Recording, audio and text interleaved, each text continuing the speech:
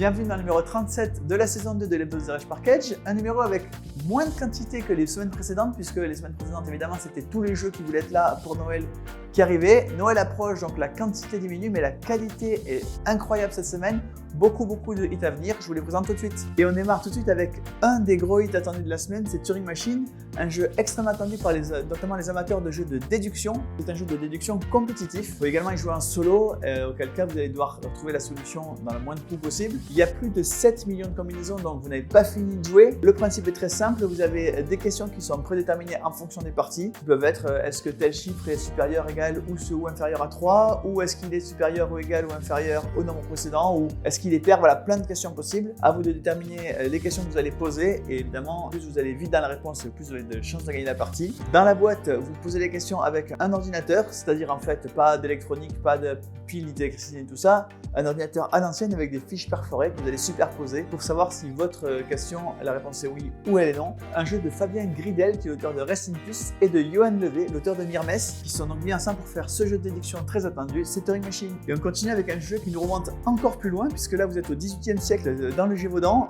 c'est la bête. La bête, c'est un jeu compétitif, asymétrique. Il y a un joueur qui va jouer la bête et les autres joueurs qui vont essayer de trouver qui est la bête et de l'arrêter. L'objectif de la bête, c'est de manger 25 personnes avant la fin des 3 années, donc des 12 tours puisqu'il y a 4 saisons par année. L'objectif des autres joueurs, c'est de trouver qui est la bête. Le jeu est évidemment basé sur l'histoire réelle, donc les hypothèses qui sont dans le jeu sont les hypothèses qui ont été développées à l'époque. Les événements qui vont vous arriver dans le jeu sont les événements qui sont arrivés à l'époque. Chaque joueur a des pouvoirs spéciaux, par exemple l'évêque va être plus fort si la bête est un démon, ou l'envoyé du roi va avoir plus de facilité pour arrêter un humain. Et en plus, il s'agit d'un premier jeu, le premier jeu de Charlec, c'est la bête. Et on continue avec un nouveau jeu dans la collection des Pixel Series, ces jeux en graphisme 8 bits qui nous rappellent les vieux jeux vidéo. Ici, c'est Cyberdoom Tower, un jeu qui nous plonge donc dans une exploration de donjon, futuriste évidemment, puisque nous sommes en 2104 et nous allons combattre des intelligences artificielles, donc les machines, pour essayer de sauver l'humanité. Le principe, c'est vraiment de l'exploration et du combat, évidemment avec des jets de dés. Le jeu tient finalement dans assez peu de place, ça se joue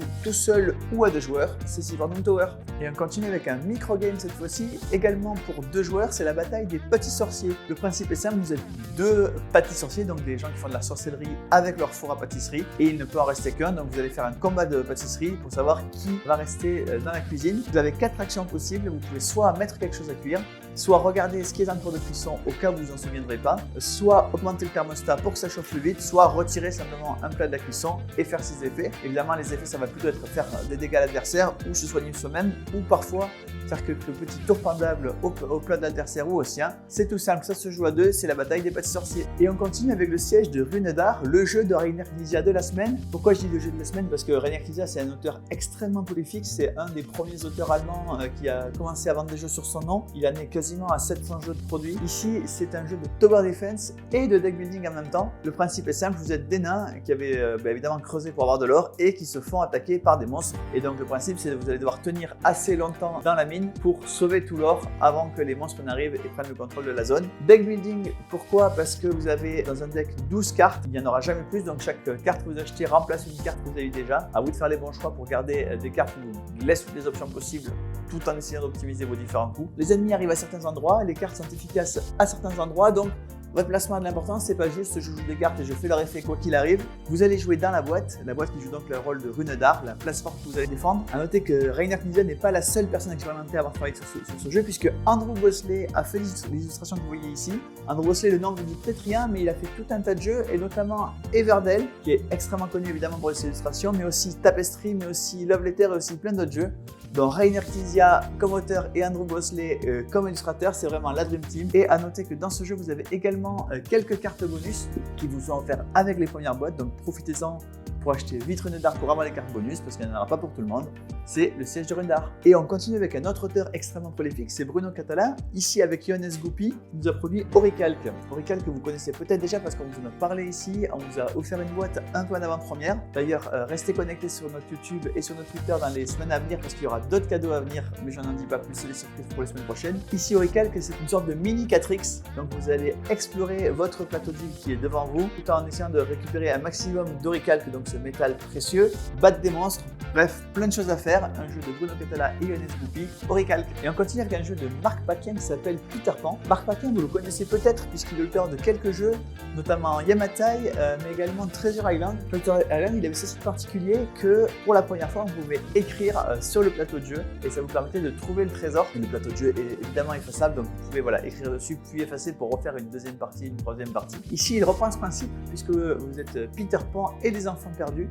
Vous allez évidemment jouer les personnages très connus du conte de Peter Pan et vous allez devoir aider vos collègues à trouver les enfants perdus qui sont évidemment perdus sur l'île de Peter Pan. À vous de leur donner les bons indices qui vont permettre donc d'écrire sur le plateau une zone donnée et ensuite vous allez simplement aider vos collègues en disant là c'est chaud, c'est froid, ouais c'est super bien trouvé ou là tu y es pas du tout, de façon à ce que ils se rapprochent petit à petit des enfants perdus. À noter que vous avez un mode mini campagne dans lequel à chaque partie vous allez rajouter des nouveaux éléments de jeu en fonction du résultat de vos parties. Donc à vous d'échapper au vilain Capitaine Crochet et de retrouver un maximum d'enfants perdus. C'est Peter Pan. Je vous avais promis des cartons cette semaine, en voici un autre qui est annoncé puisque c'est un jeu qui se passe dans l'univers de Dune, évidemment les romans de Frank Herbert, mais également les films avec Timothée Chalamet et peut-être que l'illustration sur la boîte vous dit quelque chose. Ici c'est un jeu d'enquête qui se passe dans l'univers de Dune. Ici c'est un jeu d'enquête basé évidemment sur la licence Dune, mais également sur la licence de détective. Donc au niveau de la mécanique, c'est exactement les mêmes mécaniques d'un détective. Donc vous allez devoir choisir qui vous allez interroger, y consacrer du temps et au fur et à mesure que le temps passe, vos pistes peuvent soit s'ouvrir, soit se fermer. Donc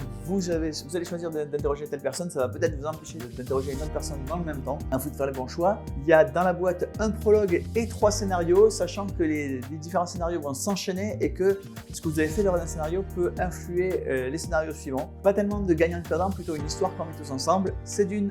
Un autre film de science-fiction dont vous avez peut-être entendu parler, c'est Star Wars, une autre licence de jeux de société qui marche très fort, peut-être une des plus grosses licences de jeux de société, c'est Pandemic. Et bien les voilà qui se regroupent ensemble pour ce Pandemic Star Wars, un jeu basé à l'époque de la guerre des clones.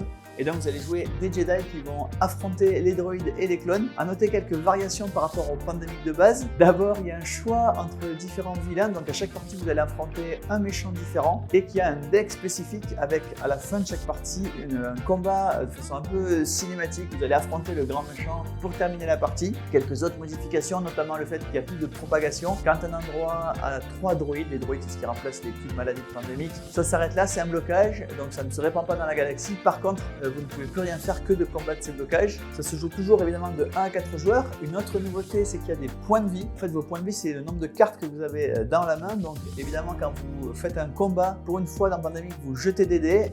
Les dés vont vous dire le nombre de droïdes que vous abattez, mais également les points de dégâts qu'ils vous font, donc le nombre de cartes que vous perdez. Et à votre tour, vous pouvez utiliser une action pour repêcher des cartes. Des petites modifications par rapport à la base de Pandemic, mais qui vont dans le sens de l'adaptation à la licence Star Wars, un peu comme Wrath of the Lich King était une adaptation à la licence de World of Warcraft. D'ailleurs, c'est le même auteur, Star Wars, The Clone Wars.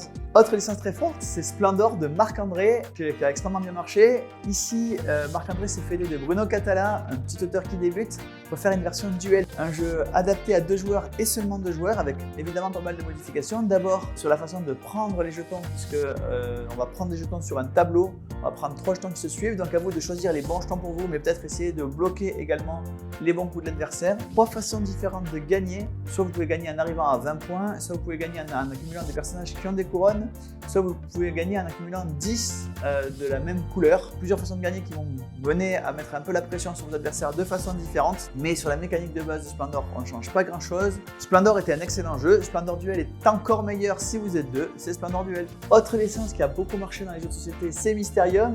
Évidemment, là, ce ne sont plus Alexandre Nevsky et Oleksiy Derenko qui ont en ce moment beaucoup d'autres choses à penser puisqu'ils sont tous les 2 ukrainiens, qui ont fait cette version Kids de Mysterium. Ce sont 2 personnes assez barrées qu'on aime beaucoup ici, Yves Hirschfeld et Antonin Bocara, qui ont fait la version Kids de Mysterium. Le principe de base est celui de Mysterium, c'est-à-dire que vous avez un fantôme qui cherche à faire deviner des objets aux autres joueurs. La façon de deviner est très différente parce que ce ne sont plus des cartes qu'il va leur donner, mais il va leur faire des bruits avec un tambourin.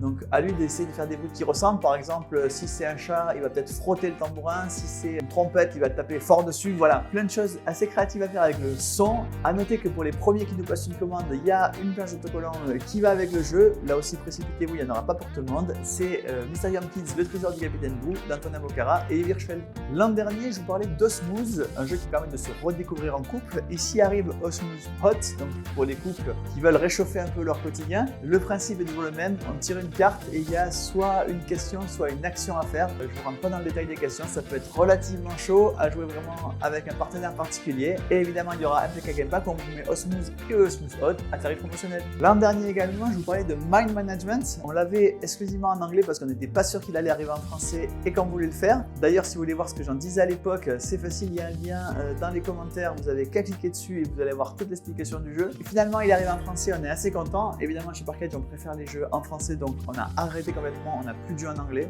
On n'a plus que cette version-là en français.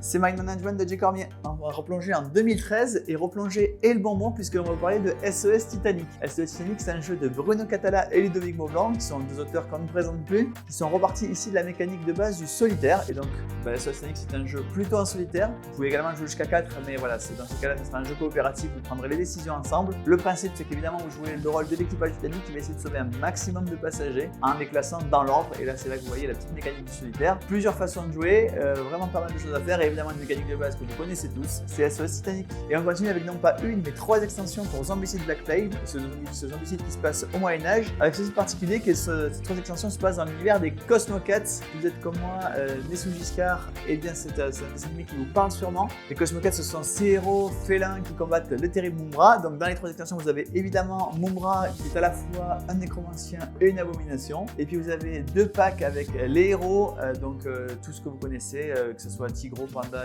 Léo et Willy Kit et Willy Cat. 4 figurines dans le pack 1, 5 figurines dans le pack 2 et Mumbra dans le pack 3. Évidemment, on n'en a pas beaucoup parce qu'il a été produit en très petite quantité. On en a pour tout vous dire 6 de chaque, donc vraiment précipitez-vous dessus si vous les voulez. C'est le Zombicide Black Plague, Thundercats. Et on continue avec la deuxième extension pour Nidavellir qui s'appelle Idavol et qui va vous fournir 3 nouvelles sortes de créatures.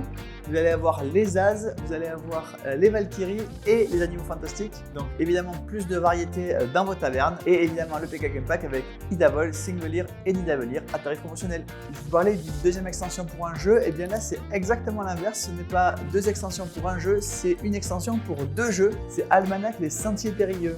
Almanach, ce sont ces 2 jeux de Scott Almes dans lesquels vous allez tourner des pages qui vont faire plateau, donc dans lesquels le plateau va changer de manche à manche. Et bien dans les Sentiers Périlleux, vous allez pouvoir faire une partie de chacun des 2 jeux en même temps, donc à réserver évidemment aux experts des 2 jeux. C'est Almanach les Sentiers Périlleux qui rejoint un PK Game Pack avec Almanach les Sommets de Cristal et Almanach la Route du Dragon. Le numéro 37 de la saison 2 de l'hebdo de Garage Parkedge est terminé. Si vous le regardez le jour de la sortie ou dans la semaine de la sortie, c'est que vous êtes en plein à temps pour profiter des ventes publiques de Parkedge, puisque chez Parkedge on ne fait pas des ventes privées, on fait des ventes publiques accessibles à tous. Alors n'hésitez pas à aller voir sur nos réseaux sociaux pour voir quels jeux sont mis en promotion. Il y aura peut-être même quelques jeux en plus cachés et des promos cachés. Dans tous les cas, n'hésitez pas à aller voir les bons plans et la grande braderie sur le site Parkedge. Et moi je vous dis rendez-vous la semaine prochaine.